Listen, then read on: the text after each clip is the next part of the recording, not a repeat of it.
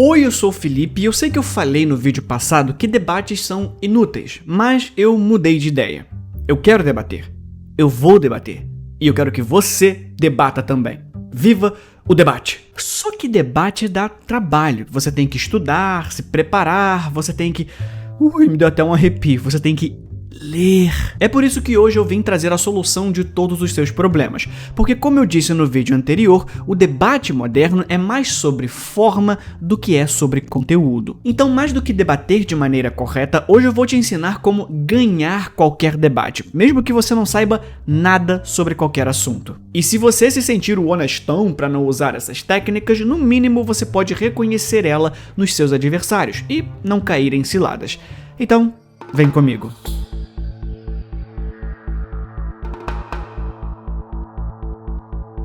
Um dos caras que nos avisou que ganhar debates não tem nada a ver com estar certo, além de Aristóteles, como eu disse no vídeo anterior, e eu já vou voltar nele, foi Arthur Schopenhauer, o filósofo alemão conhecido por sua abordagem pessimista da existência humana, destacando o sofrimento como uma característica fundamental da vida. Talvez por isso ele escreveu um tratado nunca finalizado chamado A Arte de Estar Certo. Nele, de forma sarcástica, Schopenhauer analisa 38 métodos de ganhar uma discussão. Mais tarde ele explicaria que a ideia para esses escritos veio depois de perceber que, em alguns debates, não importava o quão variados eram os temas, alguns dos mesmos truques desonestos apareciam. Ele se sentiu no dever de categorizá-los e satirizá-los, o que é diferente do que eu tô fazendo aqui, já que esse é um vídeo 100% sério. Mas não precisamos nos debruçar em cada um dos 38 truques, porque o próprio Schopenhauer nos diz que esse tipo de comportamento em debates é pobre intelectualmente que dá para criar uma espécie de outline do caminho que a pessoa vai correr.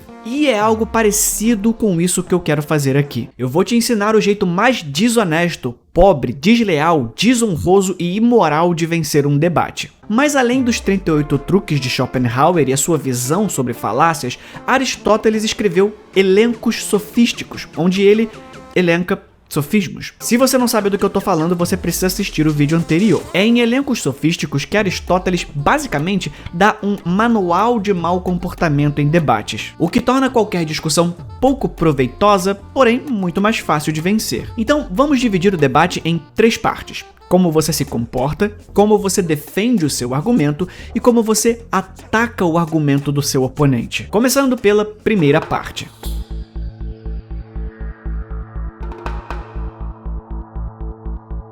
A coisa mais importante que você precisa fazer de início é tapar os ouvidos da plateia em relação ao seu oponente. Se você criar uma desconfiança em relação a ele, você não vai precisar provar que ele está errado. Essa técnica é conhecida como envenenar o poço, porque uma vez que o poço está envenenado, ninguém vai querer beber dele. Por exemplo, você pode muito bem dizer que a evolução é falsa porque em algum momento no passado alguém falsificou um fóssil. Essa falsificação não prova nada além do próprio fóssil em si, mas você já plantou a sementinha na cabeça do público de que dali saem mentiras. Se você abre um precedente ruim lá no passado, tudo que for dito no presente se torna inválido. Porque, se você lembra bem, a plateia não se importa com o que está sendo dito, mas quem disse e como disse. E um dos jeitos de envenenar o poço é você usar o truque conhecido como tu quoque, que em latim significa você também. Alguns vão chamar de apelo à hipocrisia. Você diz que a vida ou comportamento do seu oponente não é condizente com o que ele defende. Como o seu público vai estar mais preocupado com a performance, eles não vão querer ouvir a argumentação de alguém que é hipócrita. Saddam Hussein, por exemplo, fez uma das maiores campanhas contra o analfabetismo da história do Iraque. Ainda assim, era um ditador sanguinário. E as campanhas contra o analfabetismo continuam boas. O fato de ele ser uma pessoa horrível não invalida o argumento de que precisamos alfabetizar as pessoas. Mas isso não importa. Pode ficar despreocupado. Se você apontar alguma hipocrisia no seu oponente, isso é tudo que vai importar para a plateia. Uma técnica parecida que você pode adotar para desviar o foco do que está sendo argumentado é a falácia da privação relativa, que eu gosto de chamar de apelo às criancinhas passando fome na África. Afinal de contas, é claro que o seu argumento está errado. Você tá gastando todo esse tempo discutindo isso quando tem criancinhas passando fome na África. Note a versatilidade dessa técnica. Você pode usar ela contra qualquer argumento. Não interessa o tema. Você convence o público de que há assuntos mais importantes para se tratar e, magicamente, aquele que está sendo discutido deve ser ignorado ou tratado como superado. Se ainda assim você não conseguir construir um passado terrível em relação ao seu oponente, você pode construir no presente. E essa é a técnica do ad hominem. Já falou que seu oponente errou no passado? Já falou que seu oponente é hipócrita? Agora é só partir para a agressão. A plateia não vai levar a sério o argumento do seu adversário se você deixar claro que ele é gordo, feio, sujo, se veste mal, é ligado a algo que a plateia não gosta, ou só que ele é bobo e cara de melão. Outra coisa que pode funcionar é criar falsos dilemas. Em vez de tratar duas opções como contrárias, você coloca elas como contraditórias. Por exemplo, em vez de discutir se as espécies foram criadas em um processo evolutivo ou prontas por um deus, você convence a plateia de que ou você acredita na evolução ou você é ateu. Se a discussão for política, então melhor ainda. Você não precisa defender o capitalismo como um melhor sistema econômico. Basta colocá-lo como antítese exclusiva do socialismo, por exemplo. E vice-versa. O segredo é contrapor o argumento do seu adversário, limitando as consequências a duas opções. Quer dizer que você é contra o comunismo. Então você é a favor da exploração do capitalismo, né? E como você já deixou claro que, independentemente do argumento do seu adversário,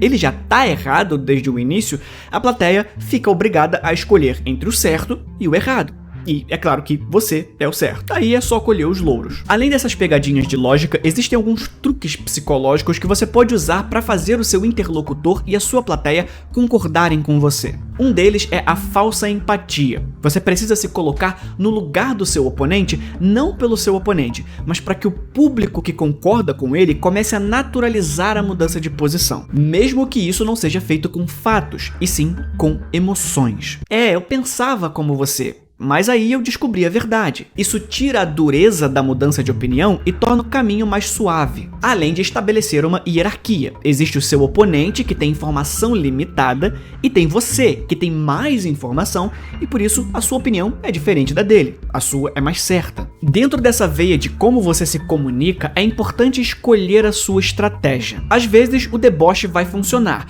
mas só se o seu oponente for muito ruim. A percepção do público vai ser a de que há uma discrepância enorme de conhecimento.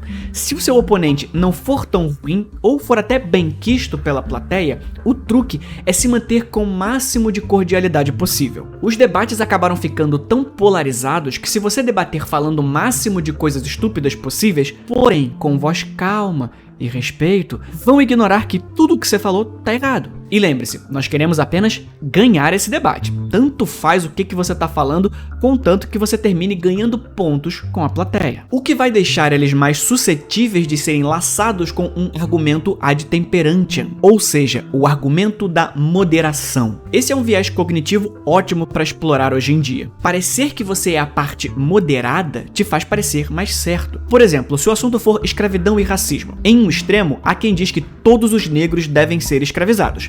E no outro extremo está quem diz que nenhum negro deve ser escravizado. É muito óbvio que uma posição no meio disso está errada. Escravizar qualquer pessoa viola a dignidade humana. Ainda assim, apresentar o seu argumento como o mais moderado pega bem. A gente tem essa tendência de achar que a verdade está no meio, e às vezes simplesmente não tá. Mas tudo se resume a demonstrar que você é melhor e seu adversário é pior. Aí sim, você está pronto para defender o seu argumento.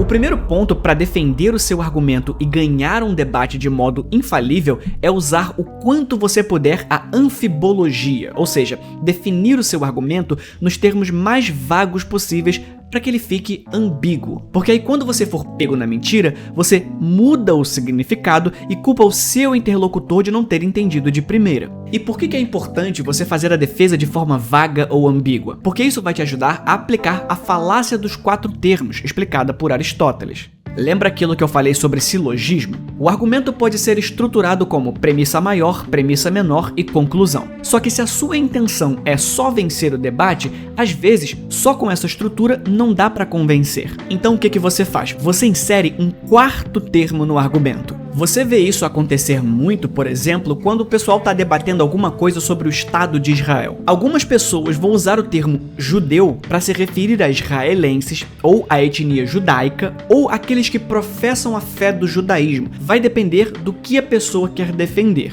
Mas às vezes nem precisa ser tão complexo, dá para tornar ambíguo até termos comuns do dia a dia. E não se preocupa, você pode usar isso de novo e de novo. Se a segunda versão dos termos do seu argumento não convencer, você pode voltar para o primeiro significado e ficar trocando o quanto quiser. E um truque para o seu adversário não perceber isso é você usar o galope de Gish. O termo foi cunhado pela antropóloga Eugene Scott, mas a técnica foi desenvolvida pelo Duane Gish. Funciona mais ou menos assim. Na hora de defender o seu argumento, você vai abrir a porteira e deixar os cavalos galoparem. Faça 1000 afirmações diferentes não relacionadas e deixa para o seu adversário organizar e não ter tempo de responder cada uma delas. Porque se você solta um monte de informação falsa ou distorcida de uma vez só, você impede o seu oponente de responder uma a uma. O truque aqui é forçar o seu oponente para dentro da lei de Brandolini. Alberto Brandolini foi o cara que deu origem a essa lei que ele chamava de princípio da assimetria da bobagem. De qualquer forma, ela diz que a quantidade de energia necessária para refutar uma afirmação idiota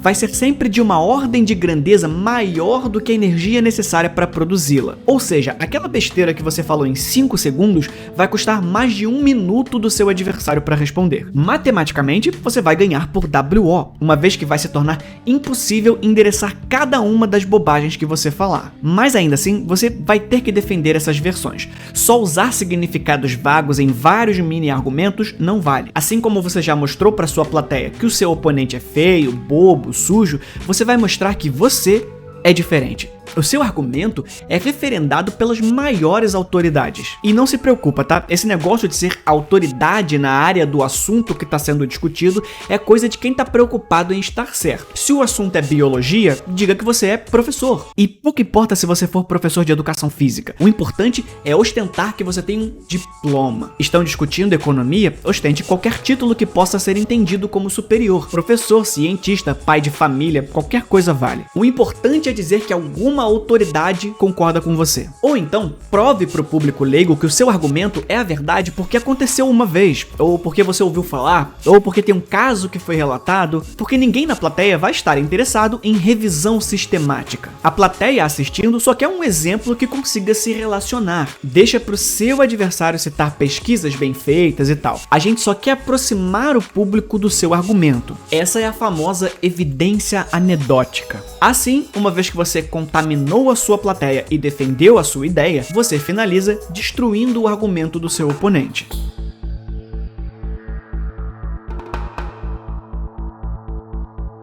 Lembra do que eu disse no vídeo passado sobre dialética e o silogismo de Aristóteles? Pois é exatamente isso que você vai precisar esconder do seu oponente. Não o deixe estruturar o seu argumento, porque fazendo isso ele pode identificar falácias. Entre defender e atacar o seu oponente, é importante que você inverta o ônus da prova. Todo diálogo ou debate é sobre contrapor a tese de alguém. Então, você afirma algo e depois exige que o seu oponente prove que você está errado. Isso é ótimo porque, às vezes, o único jeito de provar que você está errado seria encontrando uma prova negativa. Você não vai gastar nenhum segundo defendendo o seu argumento e o seu oponente é que vai ter que se virar para fazer o seu trabalho, que é esmiuçar o argumento. E enquanto ele faz isso, você pega o argumento dele, distorce, cria uma versão condenável e mais fácil de bater e senta a porrada. O nome dessa técnica é falácia do espantalho. Tipo quando o terraplanista diz que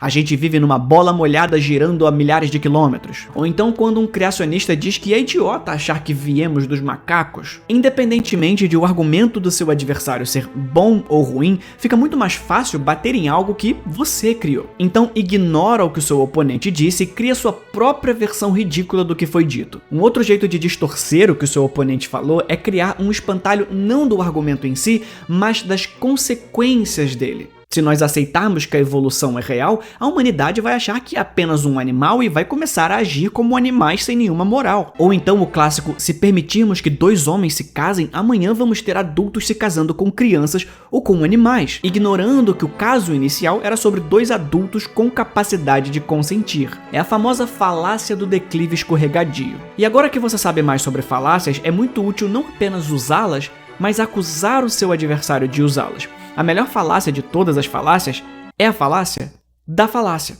A pessoa falou A, falácia disso. Falou B, falácia daquilo. E assim você vai distorcendo o que a pessoa falar até que caiba dentro da caixinha de alguma falácia. Ou seja, o caminho da argumentação pode estar errado, mas a conclusão não. Além do fato de que a conclusão do seu oponente estar errada, não prova necessariamente que a sua tá certa. Isso é a falácia do falso dilema, lembra? Mas fazer trambiques lógicos não é o bastante. Retórica também é performance. Como eu disse, no final das contas, tudo é sobre convencimento. Então, se nada disso der certo, é só você usar a carta mágica. Sabe quem tinha a mesma opinião que você? Sim, ele mesmo. Hitler. A não ser que você esteja discutindo com um descerebrado que acha que tá tudo bem ser nazista. Essas foram apenas algumas falácias e truques desonestos para você ficar ligado quando estiver em um debate. Se você discorda, tudo bem, eu não dou a mínima. Esse foi o vídeo de hoje, a gente se vê na próxima. Fui.